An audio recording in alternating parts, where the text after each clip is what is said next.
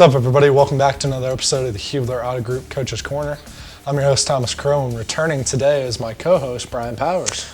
It's good to be back, Thomas. I missed you last week. Well, we're good to have you back. Yeah, it's very good to be back. So, with us today, we have with us the FCHS boys basketball coach. We have with us Mr. Brad Dickey. Coach, how are you doing? Very good. Thomas is over here leading the claps because he knows you control his playing time, so that's smart on Thomas. Long-time listener, first-time caller. Yes. Well, welcome. What's your measurements on Dan Patrick's show? I don't have any. Oh, okay.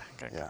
They always used to do, Dan Patrick's show used to do measurements. So you'd call in and you'd be like, 6'1", 175. That's what they did. So. Anyway, so this year obviously has been kind of an up and down year with on the court, off the court, as far as quarantining and everything. Just give us a little coach's view of what this season has brought so far. Well, you can see in our win-loss column it hasn't gone perfectly well, but a lot of other things have gone well for us. We get along well. We have great practices. We gain something every single day that we're together, and that's pretty cool. Those are good qualities, and you have a lot of check-offs that you want to accomplish every year, and we've got a bunch. They just aren't quite in the win column yet, right. But we're looking forward to a few matchups coming where hopefully we can gain in that side of it as well. Yeah. Early in the year, it didn't start out very well. We didn't have a win for a little while, and then someone on the team gets a certain thing that's going on. The team gets quarantined, and I feel like it's been two different seasons before and after the quarantine. Before it didn't start well, and after I feel like we've just been a different team. How have you felt about that? Yeah, I would say the same thing, and I think it was coming on anyway, but maybe the break helped us. We have a bunch of young kids, a bunch of inexperienced players, and so maybe we had a chance to sort of evaluate what was happening for us and sometimes against us, and we've improved, and we continue to do that. We stay connected really well. We're executing a lot of plays, and sometimes when you're a little taller or maybe just a little faster, you don't necessarily lean on some of those teamwork things, and you just naturally get some things done, and we're struggling in that category. It's not easy for us to score points, so it's been kind of cool to watch us develop our teamwork and our plays. So that's a positive. So as a coach, you mentioned you have a young team, and you're starting off the year a little slow. How do you balance, just the start of the year and wanting to win, but also wanting to teach and not, I guess, bringing frustration out? How do you kind of balance that? Well, I don't. I just go ahead and get frustrated. But, I lean on guys like Thomas, who's just awesome for us, every day, and just shows up and works. And we've got plenty of guys like that in our program. But it's it's a pleasure to work with our guys. And honestly, you don't get to say that every season, but it's easy for us right now to just go right down our roster. Carson Hunter's done really well for us. And he's actually had some stats, and he's had some really good games, so that's cool. But his work ethic's been really important to us. We have three seniors: Max Lancer, Will McLaughlin, Damon Dickey. That they're just good guys. They're friends to people, and they're competitive, but in the right spirit. And so, every day at practice, we lean on guys like that to have more success. Right. What's been the hardest part for you, as a coach, from one normal season to a season like this one, where it's Steph's kind of different? Thomas knows. I talk about imagination all the time. I think that's important for the coaching staff. I think it's important for the players. If you can see it happening, it has a chance to happen then. Yeah. And so that's been the hardest part all year, is when we get started toward one certain opponent and the game gets canceled. Or we get ready for a practice and we're on quarantine, and so your imagination is severed, and so you have to restart it. And like you said with our break before, maybe that helped us. Maybe it gave us a chance to spend time just imagining what was going to happen next. And so we're going to keep doing that. I'm doing it again this morning, working out the next game plans and looking at our opponents and trying to decide what to do next. Yeah. So you talked about the three seniors that you had, Lancer, McLaughlin, and Dickey. How have they helped with your program? How they impacted it? Obviously, just growing through the system? Well, sticking with it, is the number one thing. Those guys have been, they've been good to us.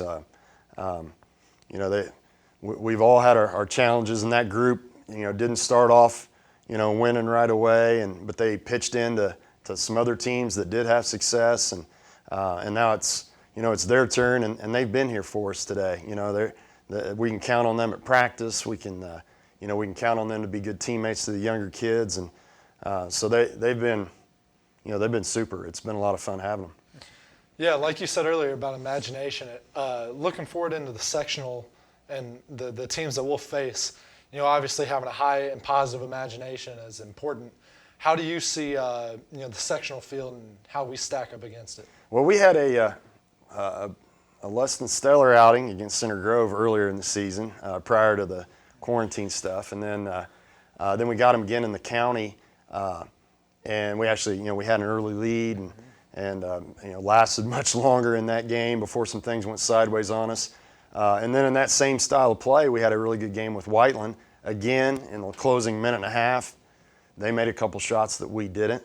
But our team, grew. We, in our imagination for how we can play and how we can execute some things, and definitely the way we defend. We defend as a group, and we get a lot of stops, and so that keeps us hopeful. No matter what our record ends up being, we feel like we can string together some plays and make a win in the sectional. That'd be awesome.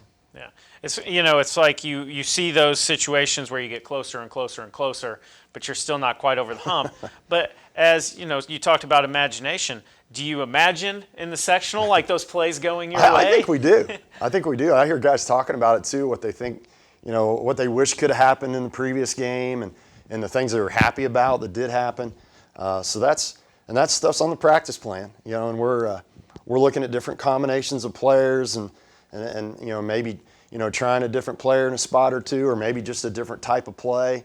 And that's part of the fun. You have to have hopefulness in any season, and we do. We have a lot of hopefulness in our program, and it it shows in our work every day. Yeah.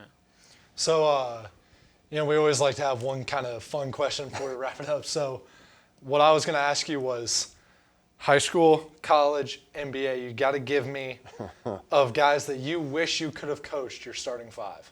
Wow. Without any Obviously, preparation.